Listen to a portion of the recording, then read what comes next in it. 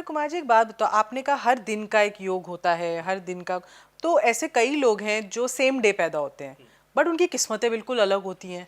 देखो, योग मैं फिर बताता हूं कि योग हर दिन में, आज अगर इस भारत में कोई भी बच्चा पैदा होगा ना, तो वो योग सेम होगा। योग के बाद देखा जाता है नक्षत्र, कि बच्चा किस नक्षत्र में पैदा हुआ है। बहुत सारे नक्षत्र बहुत फलदायक होते हैं, पर कभी कभी आपने ये भी सुना होगा कि ये मूलों में हुआ है। सुना है कि नहीं? मूल का बच्चा जो है माता पिता के लिए भारी होता है, मूल का बच्चा परिवार कुटुंब के लिए भारी होता है। पुराने समय में क्या होता था, आपका पूरा नाम क्या है? समृति ग्रोवर। समृति ग्रोवर। समृति जी। पुराने समय में, आपको पता नहीं कि पता होगा कि नहीं, जब राजा महाराजाओं के बच्चे पैदा होते थे तो राजा अपने बच्चे को देखने नहीं जाते थे। राजा अपने बच्चे का टेवा बनवाते थे। टेवा बनवा के कुल पुरोहित को बुलाया जाता था और उससे उसके बारे में समझते थे।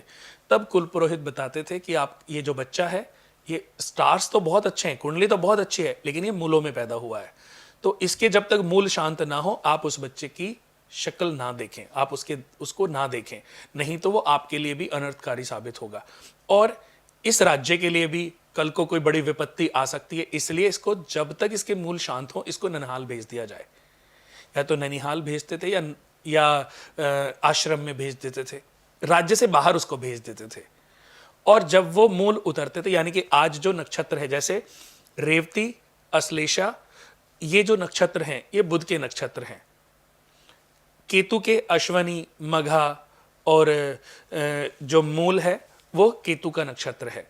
तो इन बच्चों में जो बच्चे पैदा होते हैं वो मूलों में काउंट होते हैं। तो ऐसे बच्चों के लिए कहा जाता था। तो आज जो नक्षत्र है, आज अगर रेवती नक्षत्र है तो ठीक 27वें दिन वो दोबारा आएगा, क्योंकि 27 ही टोटल नक्षत्र हैं। तो उसकी पूजा वो 27वें दिन, 27 गांव का पानी इकट्ठा किया जाता था, 27 पेड़ों के पत्ते लाए जाते थे, 27 गांव की मिट्टी मंगाई जाती थी, फिर उसको गर्म किया जाता था। उसके पानी से बच्चे को स्नान कराया जाता था। तब उसके बाद वो बच्चा, और एक और चीज मैं बता दूं कि अगर पिता 27 दिन तक अपने बच्चे की शक्ल ना देखे तो भी वो दोष खत्म हो जाता था। लेकिन आज के समय में तो ऐसा हो नहीं रहा है। ट्रू, आज के समय पता ही भी नहीं होता शायद लोगों तो को। जो जन्म है स्मृति जी, वो जो जन्म जितने भी बच्चे ले रहे हैं, देखो अच्छे योग में तो पैदा हो गए, पर प्रारब्ध सबके अलग अलग हैं। सब ने अपने जीवन में कुछ पाप कर्म भी किए होंगे, कुछ पुण्य कर्म भी किए होंगे। अच्छे घर में पैदा होना, छोटे घर में, बड़े घर में, राजा के घर में, भिखारी के घर में, ये सब प्रारब्ध है, अपने कर्मों का फल है। एक जैसी कुंडली तो लेके पैदा हो गए, अच्छे योग तो लेके पैदा हो गए, लेकिन प्रारब्ध अभी जुड़े हुए हैं। धीरे धीरे जो जो बच्चे जिस घर में भी हैं, अपने अपने लेवल के अनुसार वो तरक्की करते जाएंगे, अपने अपने लेवल के अनुसार उस घर में खुशहाली या दुख लेकर के आएंगे।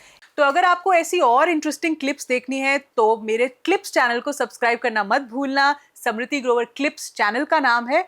और अगर पूरा पॉडकास्ट देखना है और जानना है कि हमने कितनी इंटरेस्टिंग बातें की और क्या क्या टॉपिक्स पे हमने चर्चा की है, तो आप कोच समृति को जरूर सब्सक्राइब कीजिएगा। Thank you so much.